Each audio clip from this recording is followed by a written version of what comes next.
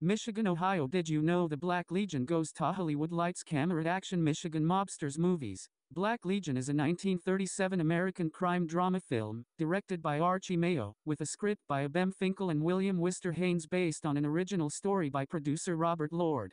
The film stars Humphrey Bogart, Dick Foran, Erin O'Brien Moore and Sheridan. It is a fictionalized treatment of the historic Black Legion of the 1930s in Michigan, a white vigilante group.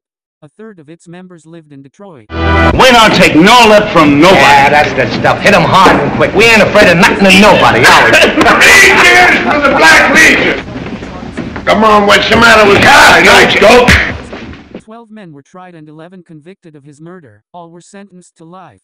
Authorities prosecuted another 37 men for related crimes. They were also convicted and sentenced to prison, breaking up the Legion. Columbia Pictures had made Legion of Terror, 1936, based on the same case. Black Legion was praised by critics for its dramatization of a dark social phenomenon. It was one of several films of this period in opposition to fascist and racist organizations. Having followed Bogart's breakthrough in The Petrified Forest, 1936, a number of reviewers commented that Bogart's performance should lead to his becoming a major star. Warner Brothers did not give the film any special treatment, however, promoting it and Bogart in their standard fashion. Stardom did come with High Sierra in 1941. Frank Taylor works in a Midwestern factory and expects to receive a job promotion that has become available. When he is passed over in favor of hard-working Polish immigrant Joe Dombrowski, Taylor joins the Black Legion, a secret organization that drives away immigrants and racial minorities through violent means. Dressed in black robes, Taylor and the Black Legion go on a torchlight raid, driving Dombrowski and his family from their home. With Dombrowski gone, Taylor receives the promotion, but when the Black Legion leadership forces him to spend time recruiting new members, Taylor is demoted in favor of his Irish neighbor, Mike Grogan. That night, the Black Legion attacks Grogan. Taylor's co-worker and friend, Ed Jackson, who is married to Grogan's daughter, suspects Taylor is connected to the attacks on immigrants. Jackson mentions his concerns. Come on, what's the matter with you? Nice dope! Soldier of the Black Legion, you see before you an instrument of death. We give you this half as a symbol of our trust. The other half you will receive the day you betray that trust. Taylor tells Jackson about his secret life with the violent Black Legion. Afraid that his slip of the tongue might prompt Jackson to go to the police, Taylor tells the Black Legion leadership what happened. The leadership orders Taylor to capture and execute Jackson. Unlike the Black Legion's other victims, Jackson is unafraid and threatens to go to the police. When Jackson tries to escape, Taylor panics and shoots him. Taylor is arrested for Jackson's murder. Ruth returns for Taylor's trial to support him.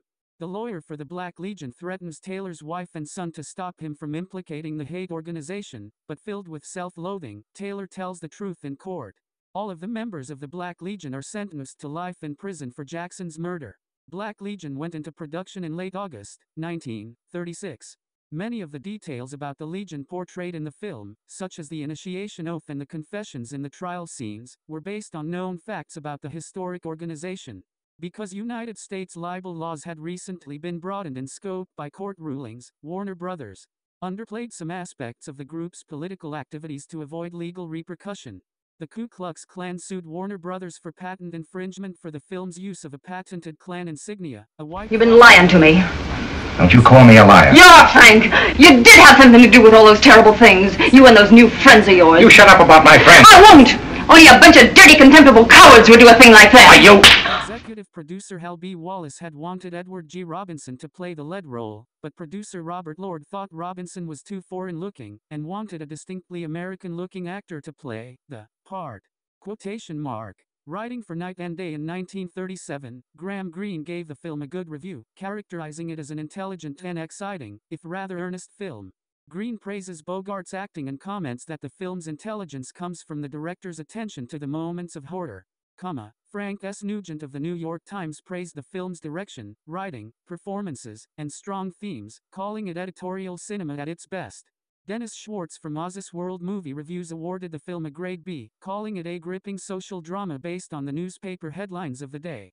TV Guide gave the film 3 out of 5 stars, calling it a grim, often brutal film, while criticizing Bogart's performance as being unsympathetic and Sheridan's role as thankless. Robert Lord's original screenplay received an Academy Award nomination in 1937, but lost to William Wellman and Robert Carson's work for A Star is Born. The National Board of Review named Black Legion as one of the 10 best films of 1937, and Humphrey Bogart as one of the best actors of the year for his work in the film. It was one of a series of anti-fascist films in this period that addressed the dangers to society from groups that opposed immigrants, especially Catholics and Jews, Asians, and blacks, showing that fascism and racism resulted in similar crimes against humanity. Quotation mark. Addition Movie Film Resources and References Archives. 1. Jennifer Lynn Barker, The Aesthetics of Anti-Fascist Film, Radical Projection, New York, Routledge, 2013, pages 64-65-2. Tattara, Paul, December 7, 2006. They'll kill me for telling you. Them Black Legion guys don't fool. I'm not fooling either. You're going to quit that gang. I can't get out. Nobody ever lived to get out of the Legion. Stop him! Don't let him get away! Don't let him get away! Themes and related, All Movie, Nataction LLC. Retrieved September 30, 2022. 4. Black Legion, 1937, Turner Classic Movies. TCM. Turner Classic Movies, Incorporated. Retrieved September 30, 2022. 5. TCM Overview 6. IMDb Filming Location 7. Green, Graham, July 8, 1937. Black Legion Night Must Fall Top of the Town, The Last Train from Madrid. Night and Day, reprinted in Taylor, John Russell, ed. 1980. The Pleasure Dome. Oxford University Press pp. 151-154. ISBN 0192812866, 8. Nugent, Frank, January 18, 1937. The Screen, The Strand's Black Legion is an eloquent editorial on Americanism. Conflict opens at the Globe. At the Globe, The New York Times. The New York Times. Retrieved January 24, 2019. 9. Schwartz, Dennis. Black Legion. Sover.net. Dennis Schwartz. Archived from the original on December 12, 2017. Retrieved January 24, 2019. 10. Black Legion, Movie Reviews and Movie Ratings. TVGuide.com. TV Guide. Retrieved January 24, 2019. 11. 1937, 10th. Permanent dead link, on Ampus website 12. Almovie Awards. Wikimedia Commons has media related to Black Legion, film. Black Legion at the American Film Institute Catalog. Black Legion at the TCM Movie Database. Black Legion at AllMovie. Black Legion at IMDb. Related articles. Storm Warning, 1950 film, 1951 film by Stuart Heisler. The Time, The Place and the Girl, 1946 film, 1946 Technicolor film by David Butler. Legion of Terror, 1936 film by Charles C. Coleman. We have a fight that's common to all of us against the enemy who is common to all of us.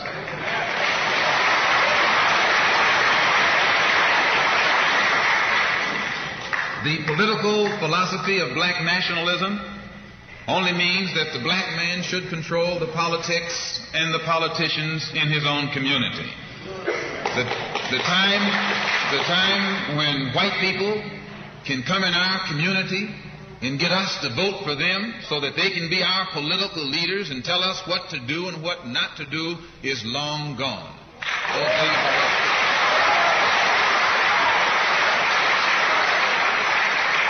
By the same token, the time when that same white man, knowing that your eyes are too far open, can send another Negro into the community, get you and me to support him so he can use him to lead us astray, those days are long gone.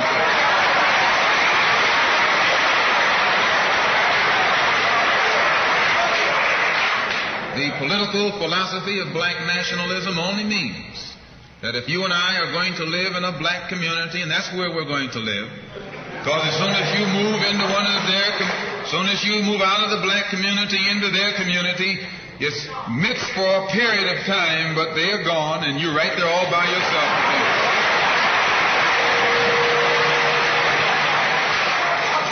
We must understand the politics of our community, and we must know what politics is supposed to produce. We must know what part politics play in our lives. And until we become politically mature, we will always be misled, led astray, or deceived or maneuvered into supporting someone politically who doesn't have the good of our community at heart. So the political philosophy of black nationalism only means that we will have to carry on a program, a political program of re-education to open our people's eyes, make us become more politically conscious, politically mature.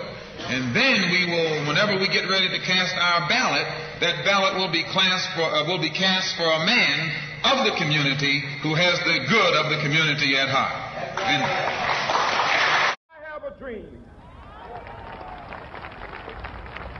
My 4 little children will one day live in a nation where they will not be judged by the color of their skin, but by the content of their character. I have a dream today.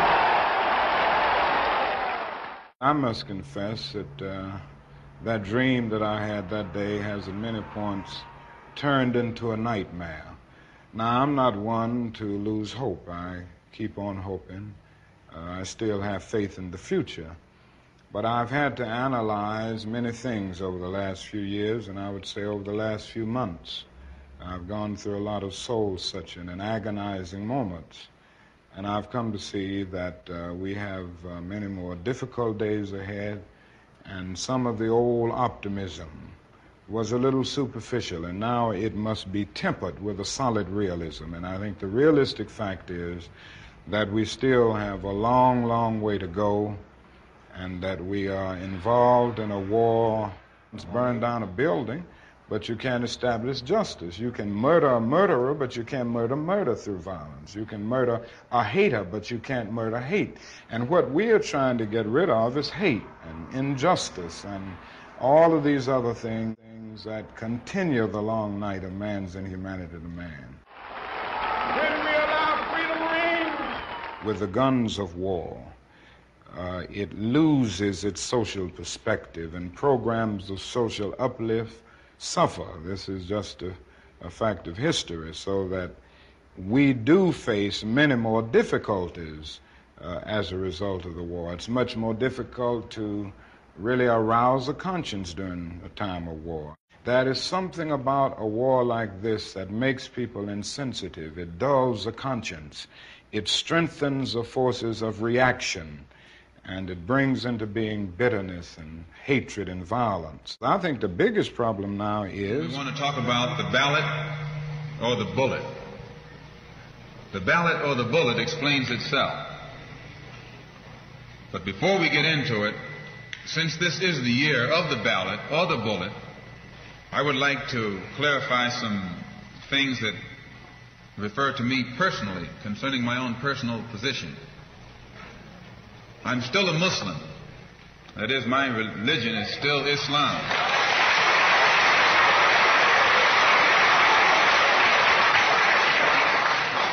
My religion is still Islam. I still credit Mr. Muhammad for what I know and what I am. He's the one who opened my eyes. And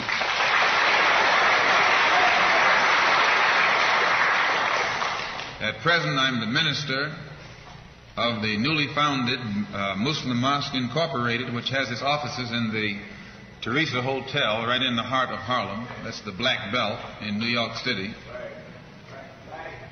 And when we realize that Adam Clayton Powell is a Christian minister, he has the Abyssinia Baptist Church, but at the same time he's more famous for his political struggling. And Dr. King is a Christian minister from Atlanta, Georgia, but he's become more famous for being involved in the civil rights struggle. There's another in New York, Reverend Galamison. I don't know if you've heard of him out here. He's a Christian minister from Brooklyn, but has become famous for his fight against the segregated school system in Brooklyn. Reverend Cleave, right here, is a Christian minister here in Detroit. He's the head of the Freedom Now Party. All of these are Christian ministers.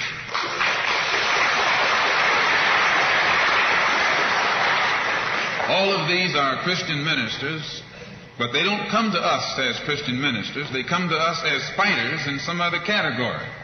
I'm a Muslim minister. The same as they are Christian ministers, I'm a Muslim minister. And I don't believe in fighting today in any one front, but on all fronts.